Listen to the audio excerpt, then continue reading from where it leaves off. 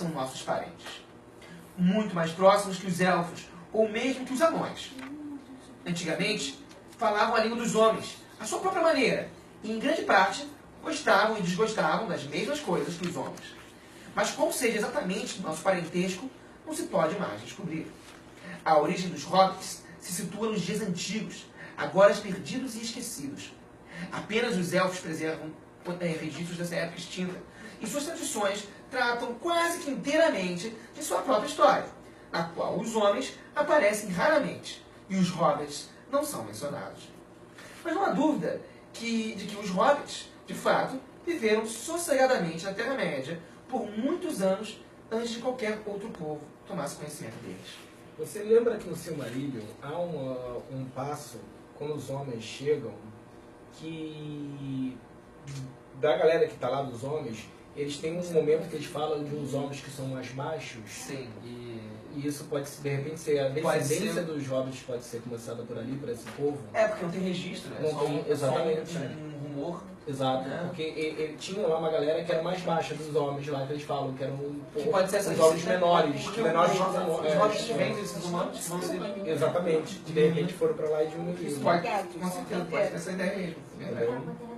E como eles falam que é do tempos antigos. Dos tempos antigos que não tem registro. Exatamente. Verdade, acho que esse rumor do Silmarillion, interessante isso.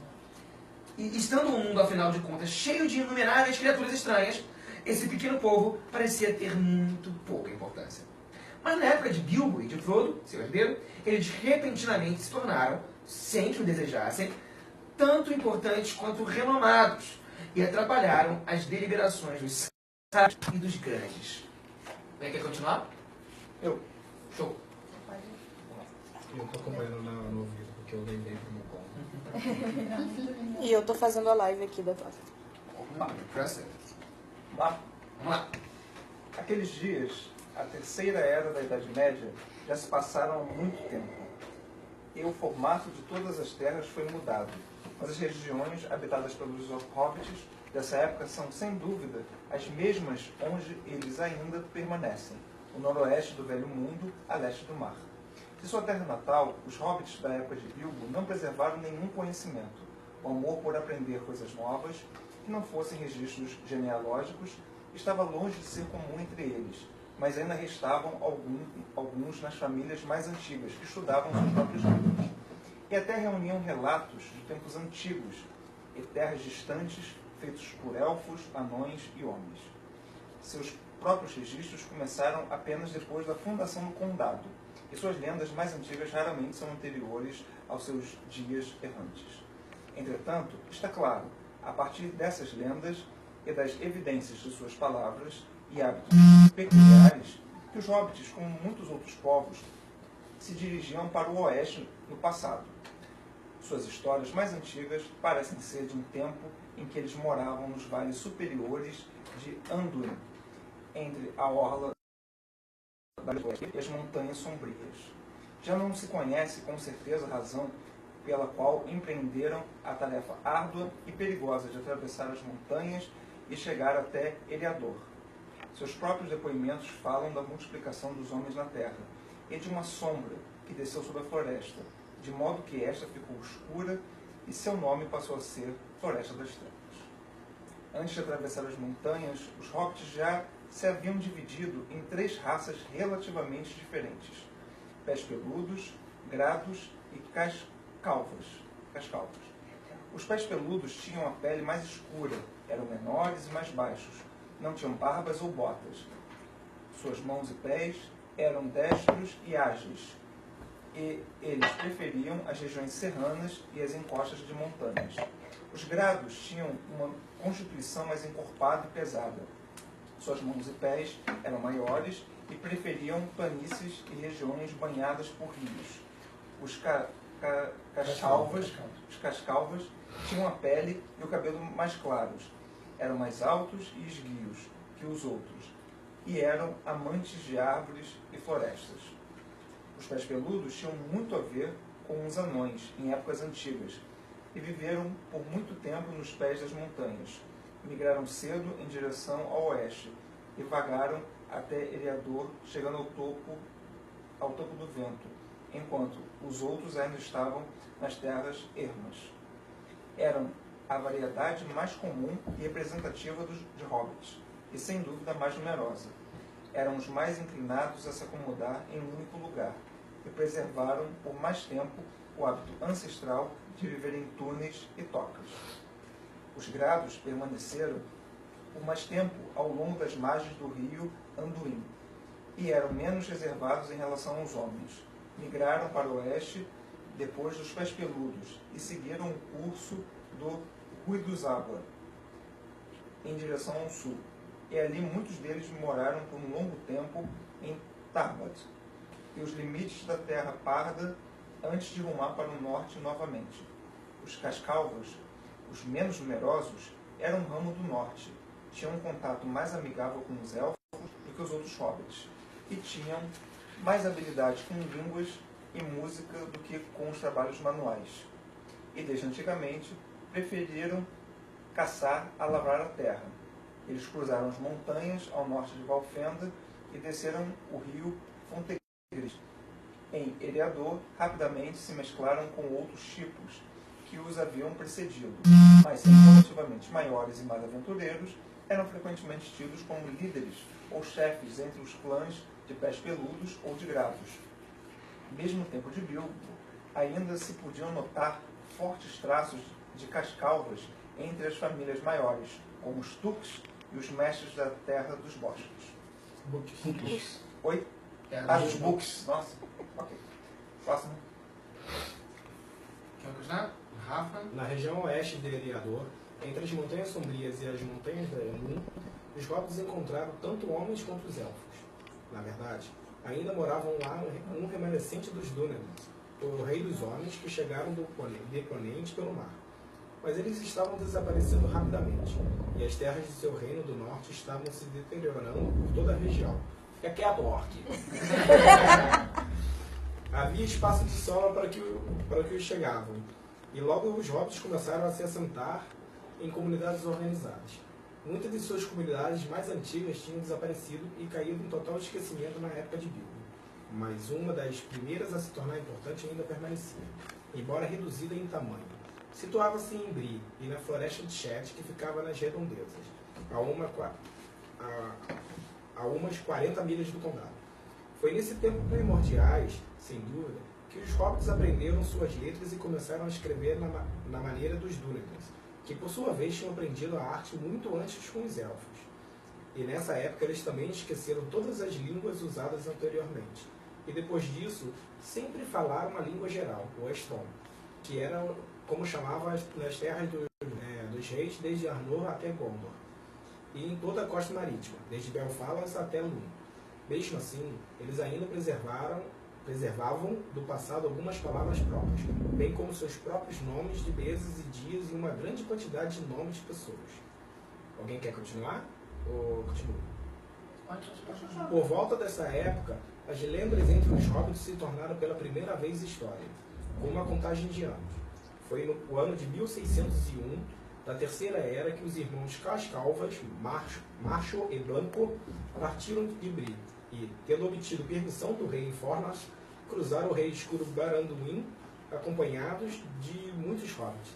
Atravessaram a ponte dos Arcos de Pedra, construída na época do poder do Reinado do Norte, e tomaram toda a terra além dela para ali morar, entre o rio e as colinas distantes.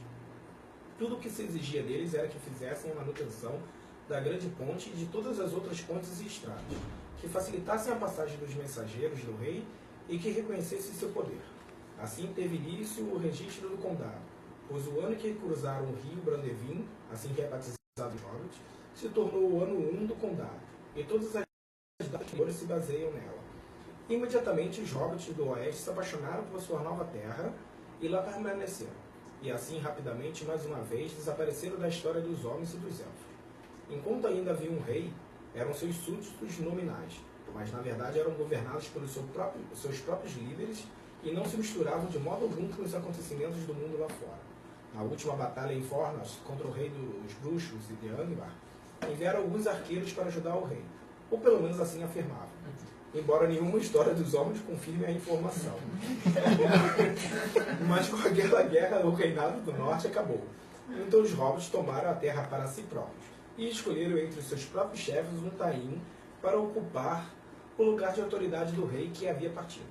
Ali, por 1000 anos, tiveram poucos problemas com guerras, e prosperaram e se multiplicaram depois da peste negra, RC 37, até o desastre do inverno longo e a penúria que o seguiu. Milhares pereceram nessa época, mas os dias de privação, 1158 a 1160, já estavam distantes na época dessa história, e os hobbits tinham se acostumado novamente com a fartura. A terra era rica e boa, e, embora estivesse abandonada por muito tempo quando lá chegaram, foram bem cultivadas antes. E ali o rei possuíra muitas fazendas, plantações de milho, vinhedos e bocha. A terra se estendia por 120 milhas, desde as colinas distantes até a ponte do Brandevin, e por 150 milhas dos pântanos do norte até os charcos do sul. Os hobbits a chamaram de condado, sendo a região de autoridade do seu Taim e um distrito de negócios bem organizados. E ali, naquele canto agradável do mundo, exerceram sua bem organizada atividade de viver e prestavam cada vez menos atenção ao mundo de fora, onde as coisas obscuras aconteciam, chegando a pensar que paz e fartura fossem a regra da Terra-média e os direitos de todas as pessoas sensatas. Esqueceram ou ignoravam o pouco que sabiam dos guardiões e dos trabalhos daqueles que possibilitavam a paz prolongada no condado. Na verdade, eles estavam protegidos, mas deixaram de se lembrar disso. Próximo. Por favor. Em tempo algum, hobbits de qualquer tipo foram amantes da guerra, e nunca guerrearam entre si. Em tempos antigos, é claro, viram-se frequentemente obrigados a lutar para se manterem no mundo difícil. Mas, na época de Bilbo, essa já era uma história muito antiga. A última batalha, antes dessa história começar, e na verdade, a única que aconteceu dentro dos limites do condado, estava ainda em memória viva. A Batalha dos Campos Verdes, RC 1147, na qual Band-o-Braz-Tûk expulsou os orcs que tinham invadido a região. Até mesmo o clima ficara mais ameno, e os lobos que uma vez chegaram no norte, durante amargos invernos brancos, era apenas uma história contada pelos avós. Dessa forma, embora ainda houvesse no condado, estas eram usadas geralmente como troféus, penduradas sobre as lareiras ou nas paredes, ou reunidas no museu em Gran Cava. A Casa Maton era como se chamava, pois qualquer coisa que os hobbits não fossem utilizar imediatamente, mas que não quisessem jogar fora, eles chamavam de Maton. Suas moradias podiam vir a ficar cheias de Matons, e muitos dos presentes que passavam de mão em mão eram desse tipo. Parênteses, só, o nosso amigo oculto do final de ano, em dezembro, é o dia do Maton. Nesse dia nós temos a tradição de o nosso amigo oculto é o seguinte: nós pegamos coisas que você tem em casa, que vocês não usam mais, por qualquer motivo, e você usa como pegar o presente do... Coisas que você não quer jogar fora, obviamente, o que você acha que pode ter utilidade para alguém, mas então você vai repassar para alguém, entendeu? Okay. Não é nós fazemos em dezembro. A ideia não é você gastar dinheiro, a ideia é você passar uma coisa. Em casa, se tiver algum objeto, um livro, que seja que você tem em casa, você não usa mais. O que você quiser. Pode ser um alfinete. No momento que você acha que não tem utilidade para você, mas tem utilidade para outra pessoa. Legal.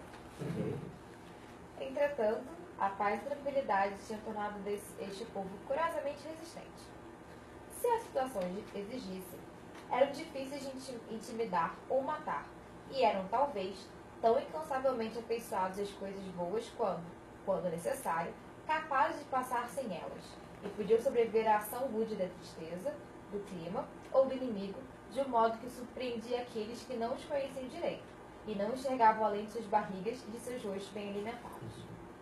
Embora demorassem para discutir e não matassem nenhum ser vivente por esporte, eram valentes quando em apuros e, se fosse preciso, sabiam ainda manejar armas.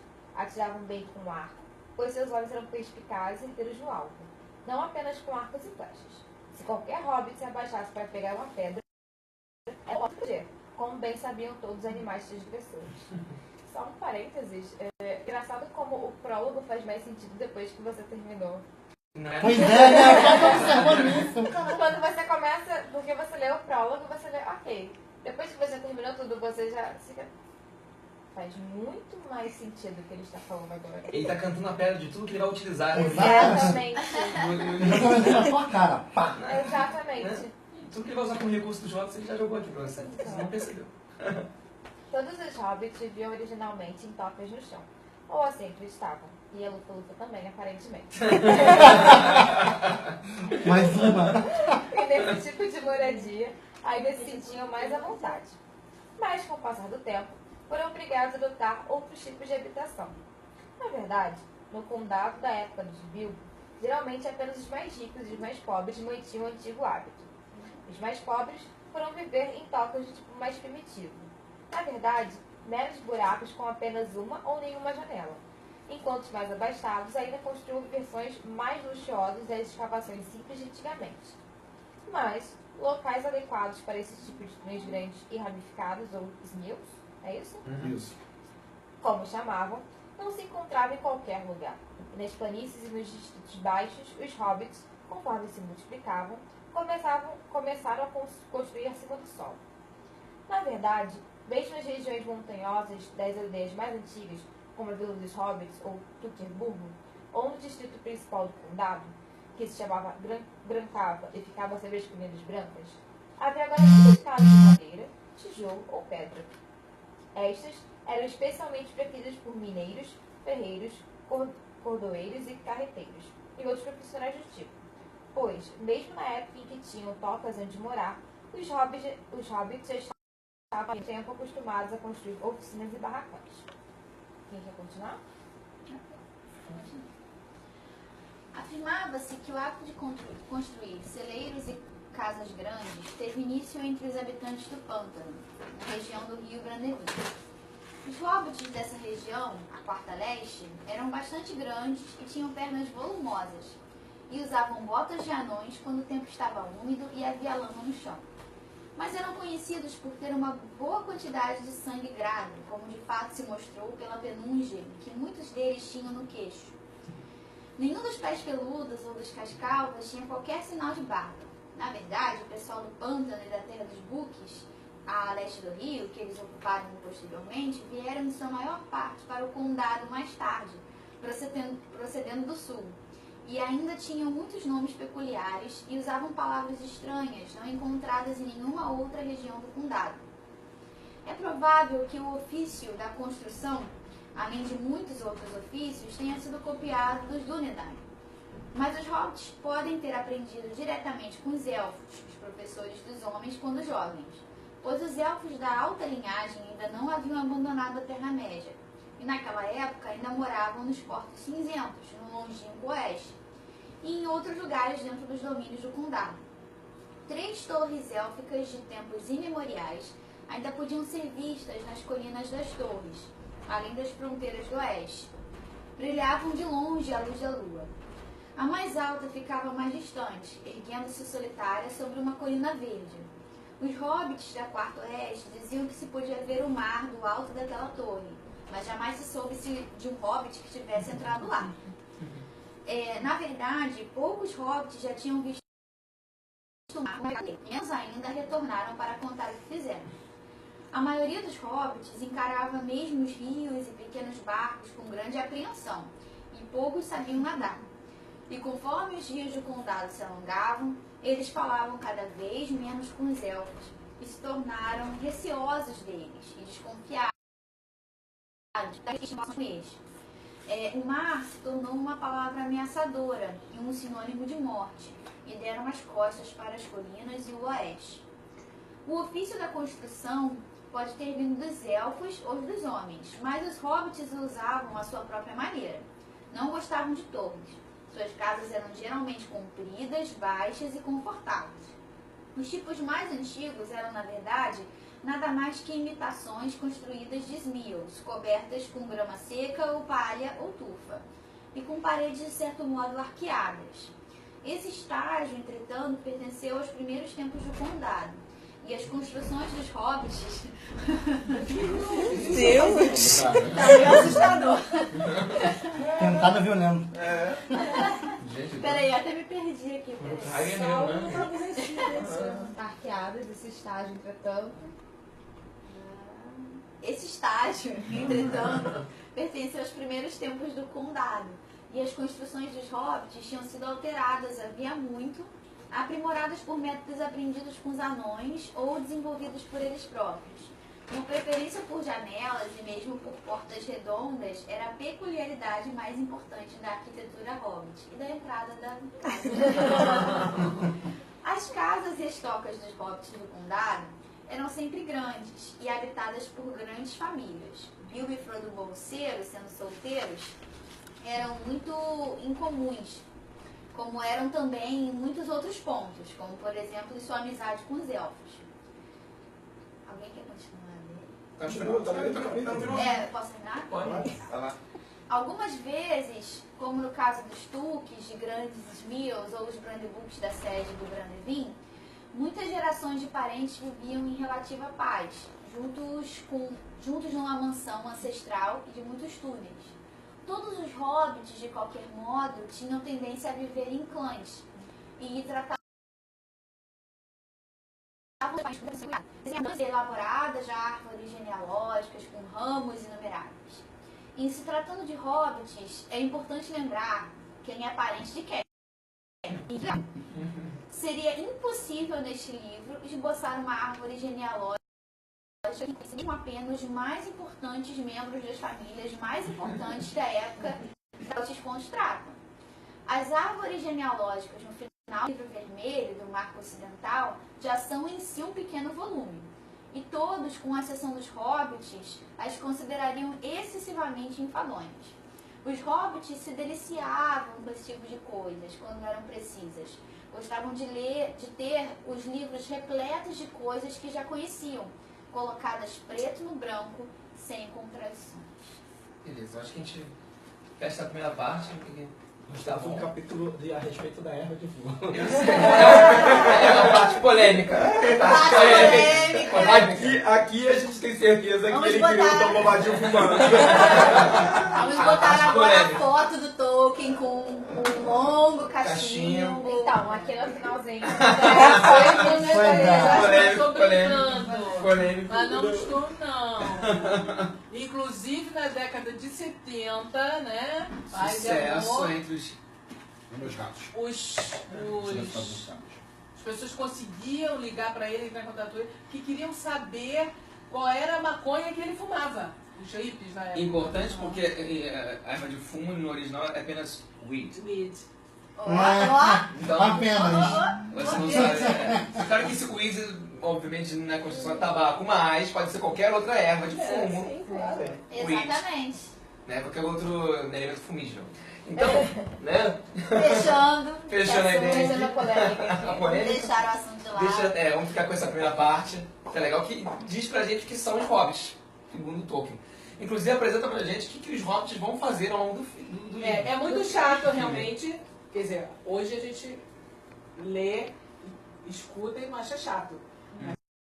Mas é chato. Pra que eu quero saber tanto detalhe? Pô, entra logo nessa porra desse... Cadê o novo? Cadê o anel? Não tem anel nenhum na Nem história. lembra, porque faz, se a gente parar pra pensar, ele faz o que ele faz com o relatório antropológico dos hobbits. Essa Ele primeira parte. precisou, porque É isso que aí ele faz. quando a história começa, Então. você está lá dentro, você está lá na Terra-média. Aham. Aí eu sei que folha é essa, eu sei que planta é essa, aí isso é um hobbit, isso aqui é um elfo, aqui é o condado, aqui É a ideia da Bree. imersão. Quer dizer, então você Aí eu faço uma já está pergunta. inserido, Tá né? entrou. Como ele faz diz, a o sua negócio que é pergunta. 3D, né? Você Assim, fica- eu soube que Tolkien era do tipo que vai escrevendo e descobrindo a história. Aí eu fico pensando, esse prólogo, será que foi escrito depois? Porque tá muito... Muita coisa Ué, foi escrita pode depois. até- Normalmente se escreve o prólogo depois. Porque, Normalmente, porque apresentação. ele realmente, ele ia escrevendo e vendo onde é que vai dar. Eu adoro esse tipo de escritor, né? Não, e ele escrevia, e reescrevia, e reescrevia, e reescrevia. Não, ele demorou... Ah, Sim, ele é- questão, né? Ele demorou... Ele é acho muito, que é muito chato 30 com isso, ele anos. reescrevia e Inclusive, reescrevia. ele escreveu O Senhor dos Anéis, depois ele reescreveu O Senhor dos Anéis. Isso. E, né, pegando aquilo que ele achava que Aí poderia ser uma você alegoria. Pode Sim, realmente sim, sim. Eu consigo reescrever a minha dissertação. Agora eu vou escrever um prólogo. Gente, deixa eu dar uma pausa aqui. Dá um oi pro Bruno, porque o Bruno acabou de entrar na live aqui que a gente tá fazendo. Oi, Bruno. Agora continuar. Então, Eu acho que essa primeira parte é muito interessante para nós pensarmos o que é, né, ser um hobbit, que é a nossa proposta hoje aqui. Vamos pensar assim, muitas maneiras de ser um hobbit, então nós temos muitas formas de ser um hobbit. A gente pega os personagens que o Tolkien nos trouxe, né, o Bilbo, o Frodo, na narrativa, o Pippin, né? Tem meu pai Tem meu pai ali também, meu pai aparece no filme. O antigo feitor. Entendeu? Não, é aquele que o Nazgûl vai pedir a informação. Entendeu? Aquele hobbit que tá varrendo as crianças, ele faz aquela cara feia, assim começa a rir, aí a mulher olha e ele faz aquela cara meio rabugenta de novo. Ele é meu pai, tá? Deixa eu só passar pra vocês. Então você tem diferentes tipos de hobbits que refletem diferentes formas de ser um hobbit. Eu acho que isso é legal a gente pensar assim, porque cada um tem uma ideia do que é ser um hobbit. E que na prática somos nós na história. Né? Exatamente, né? Essa coisa da maturidade que nós vamos lendo e vamos amadurecendo com a história, os hobbits também. Né? Exato. Nós não somos homens na história. Definitivamente não. Né? Eu lendo, ouvindo vocês enquanto eu lia, me deu a impressão de que o Hobbit hoje é um adolescente millennial. Que ele quer ficar no quarto dele jogando PlayStation. Ele quer ficar jogando PlayStation. Tá? Não me deixa quieto aqui. Exatamente. Olha só, todos nós, mas tem que ter ai meu Deus! Tem que entender que todos nós somos jovens aqui. Bom. Como nós falamos antes. Sei o que, Chaves? É Chaves? A diferença, né, que como nós falamos antes até, choque de cultura total, né? Nós somos jovens há mais tempo que os jovens, esse que é o ponto. Mas tem jovens que são mais jovens que outros. Os jovens tem jovens que são mais jovens que outros. Exatamente. Então nós temos vários jovens, por exemplo, que têm funções de formas diferentes, atuam de formas diferentes. O Marcos estava falando do Sam, que ele gosta do Sam e tudo mais. A questão da lealdade, da amizade, que é algo importante para o Senhor dos Anéis, mas não é algo tão importante para os hobbits. Mas você tem a característica do Sam, que é o cara que é o poder da amizade que faz toda a diferença. Muitas pessoas consideram, o próprio Tolkien considerava o Sam o grande herói nesse momento final decisivo, né? Porque ele carrega o Frodo, ele defende o Frodo, ele enfrenta a Laracna e tudo mais. Então essa questão do heroísmo dele que vem pela amizade, né? Sim. Coisas do fronte de guerra, que é muito comum e tudo mais. Mas uma vez que você não se sente o Frodo, você se sente o Sam. Exato. Você não consegue eu não consigo me ver pegando uma quest dessa magnitude. Mas o Frodo, o pessoal não gosta muito dele porque fala que ele é meio chorão, coisa assim. Mas o Frodo é exatamente. Exato. E ele é um herói gigantesco, porque ele carrega o peso, né, daquele do Corpo do Anel, que vai cada vez ficando mais corrompendo ele, cada vez mais pesado e tudo. E ele se nega a dar o anel, não é porque ele está, como se diz, já corrompido e não quer se livrar do anel. Ele não quer passar aquele fardo para os outros. Sim. Entendeu? É uma jornada solitária, É uma por jornada mais que estejam ali, solitária, por mais que estejam e é por ali. isso que ele gosta do Gollum, que ele O Frodo ele se E sacrifica só ele teve pela a causa. capacidade de saber isso, de sentir Mas isso. por que ele tem esse discernimento? o fato. Porque o Frodo é um Ninguém personagem mais teve essa... mais introspectivo, é diferente, por exemplo, se você analisar. O Bilbo e o Frodo são parecidos num único ponto, que é a questão da intelectualidade. São hobbits intelectuais. Não, e eles Que é falam bem que isso é um diferente. pouco diferente. Até o fato de serem solteiros, né? De repente, essa questão da aventura do Bilbo e essa questão do Frodo também, assim, são Mas pontos é essa questão deles, eles são diferentes Óbvio, culturalmente dos outros hobbits do condado, porque eles se informam mais. Isso está bem descrito no Senhor dos Anéis, que enquanto os outros hobbits estão mais preocupados em lavrar a terra, tudo mais, o Frodo está mais preocupado com os livros, em aprender élfico e coisas assim, na história dos elfos. Até porque o Bilbo já conta muitas das histórias Sim, do exatamente. Quando Então- o Bilbo volta da campanha do Hobbit, ele volta modificado. Sim, Exato. sim. O mesmo aconteceu com o Frodo. Só que a modificação do Frodo É muito mais é terrível. muito mais terrível, porque ele carregou o fardo da Terra-média. Exatamente. E Durante não um só o ano fardo inteiro. da Terra-média, ele foi ferido por uma lâmina borrada. Exatamente. Pois Ele é. se sacrificou totalmente pela causa da Terra-média. A menor criatura se sacrificando e mudando o curso da história Ele da Terra-média. salvou o mundo, só que não salvou para ele. Exatamente. E tem uma Salvou questão, para a humanidade. e tem uma não questão para si. muito do cristianismo do Tolkien também, que o herói dele não é um herói pronto, ele precisa da outra humanidade. Então o Frodo chega no final, ali onde ele tem que lançar o anel no fogo, né, das montanhas da perdição, e ele não consegue. Por quê? Nós somos seres humanos falham. Né? Os seres humanos totalmente falham. Errar. Quem é perfeito? É apenas Deus. Né? Essa é a visão dele. Então o Frodo ele chegou lá e não conseguiu. Porque nós não vamos conseguir também. Nós precisamos dessa força superior que é aí o catástrofe tolkieniana, Como né? outras forças se complementam, aí a gente volta para um período pré-cristão, né? Porque é Gollum que se sacrifica. Exatamente, Exato. Porque o mal, o totalmente corrompido. Quer dizer, na bondade, no altruísmo, existe a fraqueza do Frodo. Já o Gollum, que era o oposto dele, né? O Yin e o Yang ali, o Gollum, o que ele faz? De lá de dentro, de toda aquela confusão bipolar, existe... Isso é coisa antiga. Existe uma discussão sobre isso. Ele caiu sem querer ou ele pegou o anel e falou assim, aqui acaba isso. Acaba o sofrimento. Isso não fica claro, né? Então, pelo menos isso não fica claro, pelo menos pelo filme, né, a ideia que dá é que eles estão brigando e ele cai. Então você vê que é a questão também onde Tolkien vai colocar aí o catástrofe, né? Que é esse Deus Ex Machina que está muito presente no Tolkien. Que é o quê? Nesse momento, o bem e o mal, os desígnios de Eru e Ilúvatar e tal, estão além do bem e do mal. Exatamente. Né? Mas você volta E nem Não os importa Valar como vai ser sabem destruído. o que vai acontecer realmente na história. Exatamente. Eles mesmos sabem que boa parte da música, pelo que tem no Silmarillion, tem a história contada como o mundo foi criado através da música.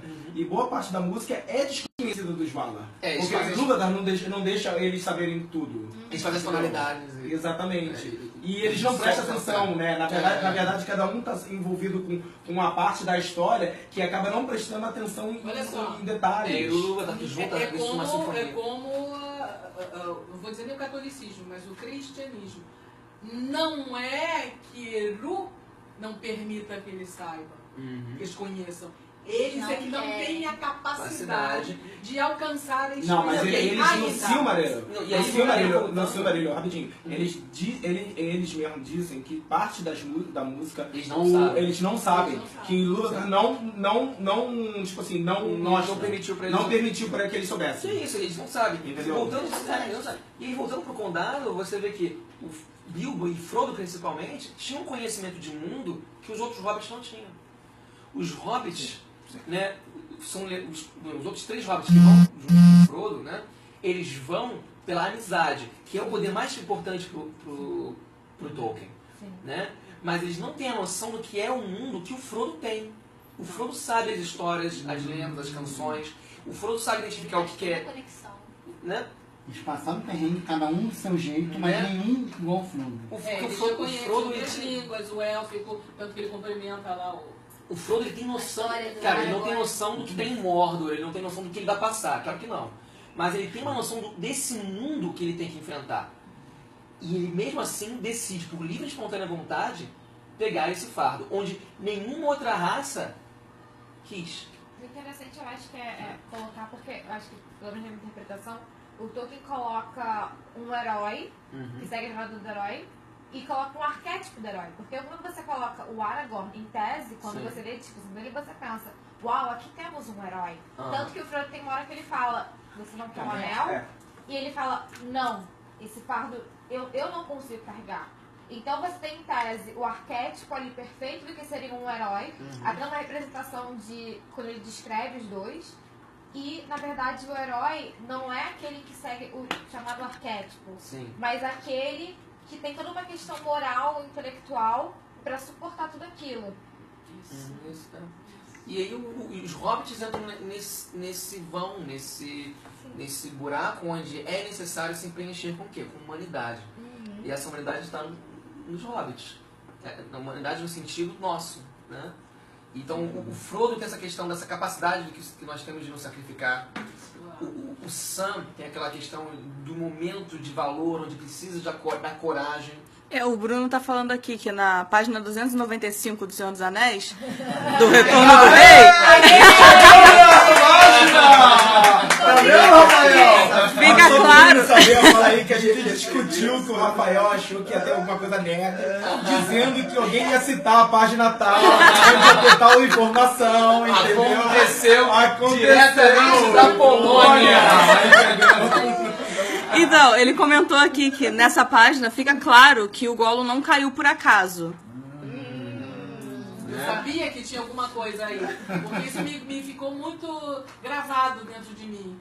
De que não foi por acaso. Sendo um conhecedor de mitologia nórdica, né, não querendo puxar a sardinha, mas assim, o Loki, ele é essa proposta da mitologia nórdica. Porque ele faz o que ninguém pode fazer. Aí eu puxando pra mim do set, né? Trickster. Né? Então, assim, se há uma necessidade, você precisa de um personagem que não tenha